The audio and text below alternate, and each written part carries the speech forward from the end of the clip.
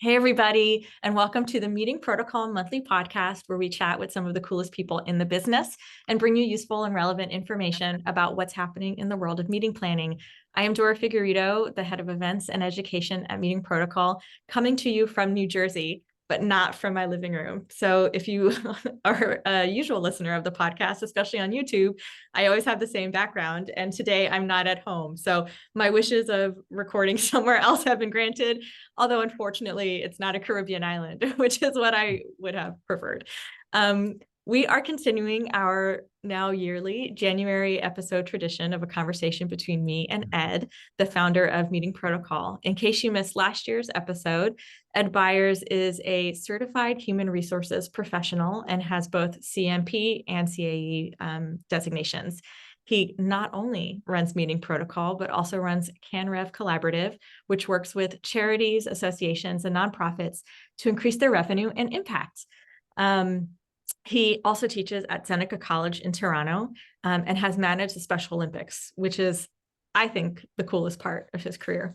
And even though I've been hosting this podcast for about a year and a half, I actually don't think I've ever shared my own background. So I'm going to do that now. I started my career as a high school teacher and in Philadelphia. And after a few years, I decided that I wanted to branch out. So I started working in publishing high school textbooks, and I worked there for 5 years. So if anybody ever went to any of the NSTA, the National Science Teacher Association, or the Social Studies Association conferences, you might have seen me there as a person who worked on those textbooks. And a big part of the job was working those conferences and working with the authors and scheduling their appearances and meet and greets and cool events for the teachers that came to see us. And I decided that I loved the energy so much, and I knew that my calling was in events. So I left that job, and for 8 years, I worked on the events team of a global education-focused nonprofit before moving into some independent work for a year and a half. And now I split my time between Meeting Protocol and a great organization called Choose New Jersey. And that's the background you're seeing here. I'm in the Choose New Jersey office right now. So thank you so much for being on with me, Ed. Thanks, Dora. I feel like we should flip the script and I should interview you at some. We should do a podcast where I'm interviewing you or somebody's interviewing you because yeah, it's a good point. You've been doing this for a while, and you're good at asking everybody else questions, but um, nobody's ever asking you the questions. So maybe we need to do that in the new year. Maybe it's like photographers. They always have photos of their families, That's but they right. never in their That's right. family photos. Yeah. They're going to airbrush themselves in. Yeah. Well, it's funny you say that. You missed. I'm back. I'm at home now, but I was in Mexico a couple of weeks ago, so you missed me on the beach backdrop as well. So it's cold and snowing and so, but it's all right. We're in the holiday spirit, so it's nice. Is it snowing already in Toronto? Yeah, it's been hit and miss. It hasn't been snowing that much, but light dustings here and there. Okay. In New Jersey, we've had unseasonably warm weather for a few days. It's now back to normal, but I can't remember the last time I saw snow in December. The white Christmases are a thing for me. I have winter Christmases, but never a white Christmas. I don't think I've ever had snow on Christmas in my lifetime that I can remember. Really? Yeah, no, I definitely have, but it seems to be more and more that they're I mean, listen, this is going to turn into a global warming podcast pretty soon here. But yes, I agree with you. It doesn't seem in recent history, I feel like it has been Green Christmas for the last couple at least, but they all sort of blend together at this point. Yeah. With my husband being Argentinian, he always had a warm Christmas. And I spent Christmas with him and his family in Argentina about 2 years ago. And it was very strange. It didn't feel like Christmas to me because I was in shorts and a tank top. It was so hot. It was like 36 degrees Celsius that day. It was so hot. It was like 90 Fahrenheit. And I learned that in Brazil, Santa Claus does not wear like the big, thick red Oh, really? fuzzy thing. Yeah, he wears a red silk robe and flip-flops because it's hot in Brazil. Why would he wear like a hat and stuff? That's And that is like one of my favorite things about South American Christmas. that's amazing. Yeah, it does make sense. You never really think about that. Like, boy, Santa's sweating. He's in a hat and big bulky coat and oh, that's hilarious. I don't think I didn't know that. That's funny. Yeah. Okay, I'm going to get into the real questions now. Yeah. So, for those who may have stumbled onto the podcast accidentally here in January of 24, we're recording obviously in December of 23, and don't really know meeting protocol or the objective of the podcast, I'm going to let Ed give you a quick rundown of who meeting protocol is and what we do. Yeah, sure. Thanks, Dora. So meeting protocol really stemmed out of a CMP prep course. So I earned my CMP in 2014. And then I looked around and thought, geez, this test is hard. And I wish I had failed the first time. I didn't pass the first time. And then I thought, oh, I was really discouraged. And then I studied again. I took it and passed it the second time. And I thought I wish I had learned this information in a bit of a different way and a bit of a way that made more sense for the test. Like industry knowledge is great, education is great, but I wish I was a little bit more prepared for how the questions were going to be asked. And so I created the CMP prep course and meeting protocol. And then it sort of evolved from there. And so, year over year, with you and me and the team, we've been able to do more and more and offer more education, offer more training, offer more help and support and resources, not only for CMP prep, but I'm delighted to say we have a really kick-ass event sponsorship program with the best. We've got event facilitation and engagement course with Courtney Stanley and others. We've got our new DEI course with Zoe Moore. We've got event marketing with Channing. We've got all seated course that's a fundamentals for all seated, which is a course that allows you to actually learn the fundamentals of using the all seated program. And so it has just evolved. We've got an online community with over 2,500 meeting planners from all over the world in it. And so it's sort of evolved and grown to now where I like to say that we're the micro credentialing hub for meeting professionals. So we're not in the business to be offering, year-long programs or anything. We're really trying to give people valuable information, knowing that time is tight for people and in digestible ways and easy ways to learn so that people can go, yeah, you know what, I took a course with meeting protocol and I got some really great information, and it didn't take a huge chunk of commitment and time from my busy calendar, because as you know, event professionals and meeting professionals are incredibly busy and traveling and all over the place. So wanted to make it easy, accessible, and so we're really excited for all of the offerings that we have and continue to offer. Yeah, yeah. And in full disclosure, when I found meeting protocol, it was not to work at meeting protocol. It was because I was studying for my own CMP exam. And I found you through the EIC website, and I was like, oh, there's so much stuff. And I downloaded the webinar with Courtney Stanley. And actually, I was looking in my Google Drive just a couple days ago for something unrelated, and I found the notes that I took from that original webinar. And I thought, it was so important to me at that moment that like I took notes on how to, one of the things Courtney Stanley talked about was how to make your LinkedIn profile better. And I was like, oh, this is really valuable. And so I took notes. And when I reread the notes, I was like, oh, I actually did a lot of these things. I like really did incorporate it. So the courses, I know I'm biased because now I work with you. But before I did, I have to say I did actually find them really useful.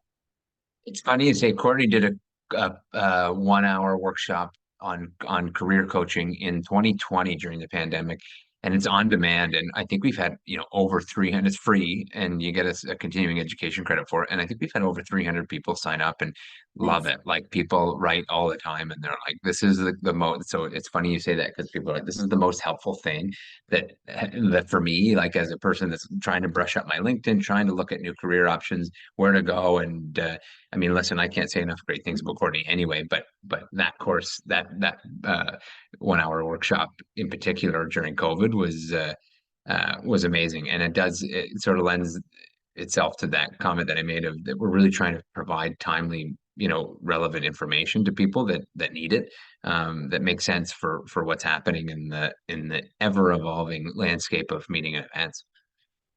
Yeah, yeah. And I can give some quick background on the podcast. So when I started the podcast, it was partly because I thought, gosh, I have been in events for almost 10 years. And I know how I got into events, and I know the types of events I do. And then I met Ed when I was studying for my CMP exam, and I got on the monthly study group, and I was like, wow, there's a lot of different things that people can do in events. And I just had no idea. I had never really done much professional development. I hadn't gone to IMEX or anything. So I didn't really know how to meet people or how to ask them what they do in events. And so I thought I would like to start a podcast where I just talk to people about what they do and how they got into events.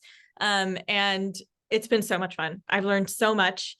And I just get to talk. I mean, I kind of have the coolest job. I get to talk to really cool people who tell me their background, and teach me something new about the industry. Every month I learn something brand new that I didn't know before. It's funny, like you've done such a good job with the podcast, and every month I'm like, oh, like I didn't know that person, like I don't know that person, and now I'm, totally excited and hyped up about what they do, and I'm like, oh, this person, I'm like, where did Dora find this person? They're amazing. Or if I'm like, oh, I'm like, we need to do more with them, and so you've done a really good job of pulling in the right people and then have the right experience and really cool. Like you're right, it is cool because you just get to talk to people that are awesome and they're doing awesome things. Great. Thanks.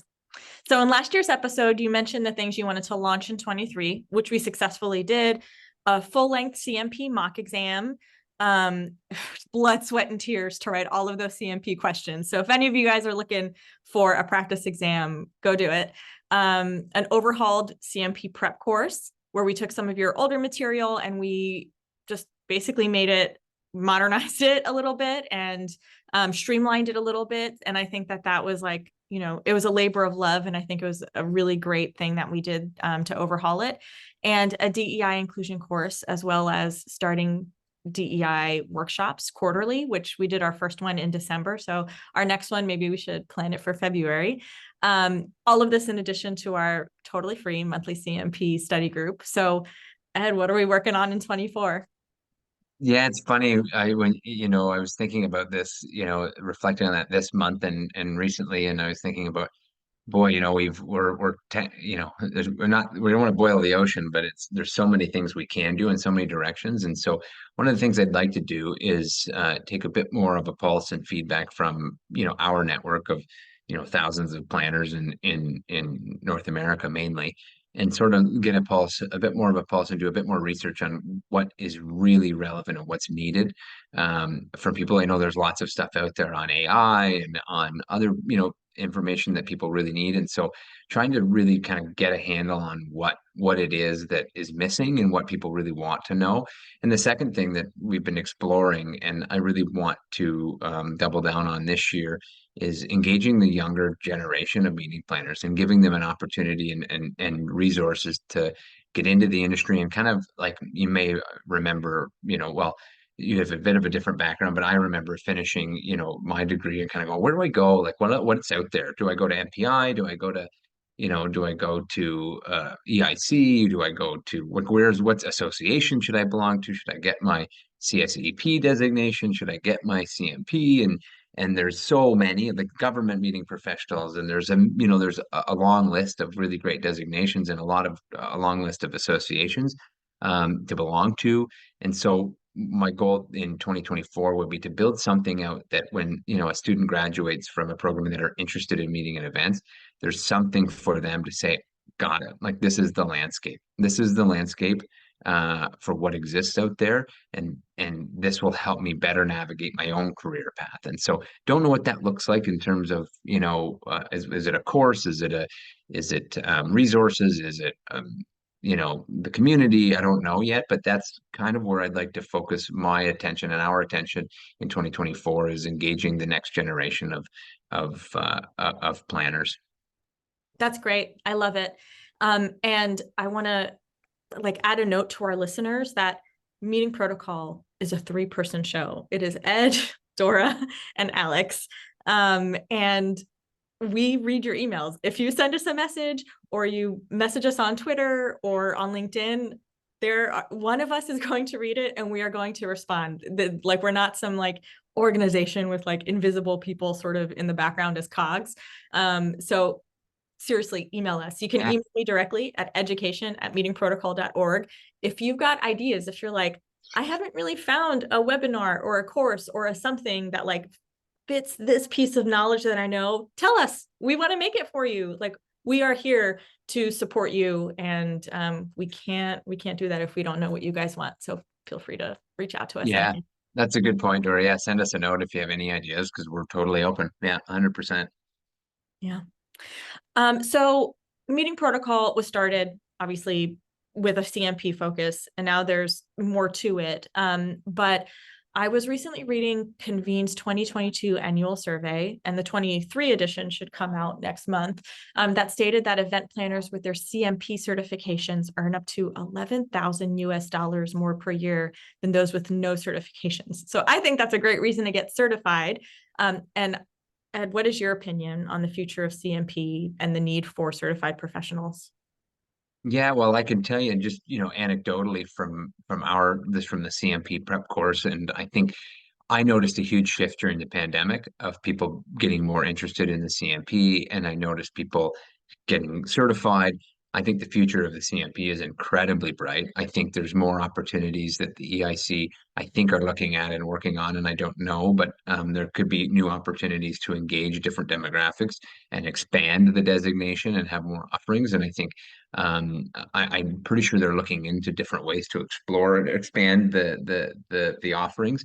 But holy cow, I think there's so much opportunity and so much uh, uh, um, on the horizon for CMP. Like I think it's exploding. I think there's so many people that are taking it now. I think it's always has been, and it will continue to be the benchmark for meeting professionals. It's during the pandemic, the number of calls that I received of people saying, "Hey, I've either been laid off, or I need to take that next step, or I've always been thinking about doing this, and I see people with CMP, and I know it just adds that extra qualification, that extra layer. It allows me to talk the lingo, and people will show me maybe not a little bit more respect, but people will recognize that in my signature block, so they'll be more comfortable chatting with me. They'll know that I know those industry standards, and so future CMP is incredibly bright. It's a great designation, and I'm biased, but there's a lot of designations out there, but the CMP to me is a bit of that sort of industry standard, if you will, that is very well recognized that people really want to get if they don't have, because it allows it's a bit of standardization for folks in the industry. Yeah, I agree. That same survey mentioned that the average salary jumped by 10,000 US dollars, regardless of certification, between 2020 and 2022. So I'm very happy to see that event planners are like kind of getting paid their dues now.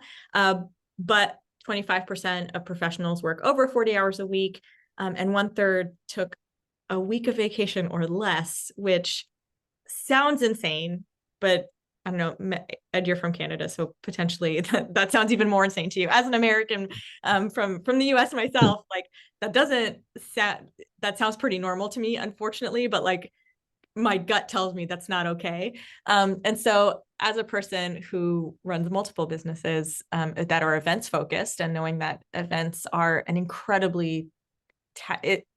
an incredibly taxing industry, what do you do to keep yourself from getting overworked? Yeah, I think setting up the right procedures and the right people and the right standard operating practices in place so that you can have put trust in the right people like you and other folks and Alex and the team that surround me and that run the business. But I think that yeah, it doesn't seem that insane. A week's vacation, especially in this. You're right, it isn't probably fair. But I know that in this world of events and meetings and events, it's travel, it's everybody's got a request from you all the time. It's like, I need this, there's a setup over here, we're already thinking about the next event during the existing event, and so I'm not surprised. I think all being honest with yourself and forcing shutdown, the work will never leave. It'll always be, it's a treadmill. It's just putting it, finishing one, something else comes up. And so don't look for that uh I can't wait till everything is done and then I can take a break, because it will never be that way. So it really is, to me, setting up goalposts for yourself and saying, okay, so by this time I need to have this time off. So what do I need to do to set myself up for that success and be okay with? I got an out of office from somebody the other day, and it was awesome. It was like, I'm shutting down for a month. And so I forget how it was worded, but it was basically like, if this email is important, email this person, but I will be deleting my entire inbox when I come back from holidays. So do not expect a response from me because I don't want to undo all of the good work my vacation has done up for me. And I was like, right, that's pretty cool. It's like, if you have the ability to do that, I suppose, but it's not like catch up, take a break, and then just further behind. And so I don't know if not everybody might have that luxury, but I was like, right, you take a vacation to unwind and relax and recharge and rest, and then when you come back, it's like oh, I've just now put off all the things I needed to do. And so yeah, I don't it's there's a lot of things you can do, but I think ensuring that there's people that can support you in whatever job you're in, so that you can have that flexibility where possible, forcing yourself to take breaks, and also pushing back where possible on leadership and management to say this isn't fair. I need this time, and this time is for me. Otherwise, you're not going to get the most out of me. And so, having those difficult conversations are also really, really important. Yeah. I may have said the story on an episode at some point, but when I worked in publishing, my manager there was wonderful. But it was just team of two, it was just us, and we basically worked around the clock. It was really unsustainable. And she took a 2-week vacation with her daughter, who at the time was in university, and they were like, let's just go to, I think they went to Northern Ireland. And she was great. I mean, she did not look at her email at all. This was, I'm gonna say 2009, maybe. So she did not look at her email at all. She like she didn't call me at any point to check in, nothing. She like completely disconnected. She came back from vacation that Monday morning. She calls me and she's like, hey, I'm just going to be head down in my inbox all day. I've got like literally thousands of messages. I'm just going to try to get through what I can. um and at the end of the day, she called me and she said, you know what, Dora, I just can't, there's too many messages, I can't do it. I just control A or command A, she had a Mac, command A, and deleted every single one of them. And she was like, if there's anything that is so urgent that I need to respond to this week, they will email me this week. Somebody will bug me. Yeah, Yeah, I was like, exactly. that is a baller move. And I mean, this was at a time where, so I mentioned the year 2009 because now our inboxes basically have an unlimited capacity, but at that time they All right. didn't. And so people started getting bounce back emails that her Because the in, inbox was full, right? I remember that. yeah, so she got that many emails. And I very often think about that where it's like, you know, yeah, missing an email, if you get reamed out for it, sure, it sucks. But like, if it's important enough, they'll tell you that they need it. And it's not the end of the world.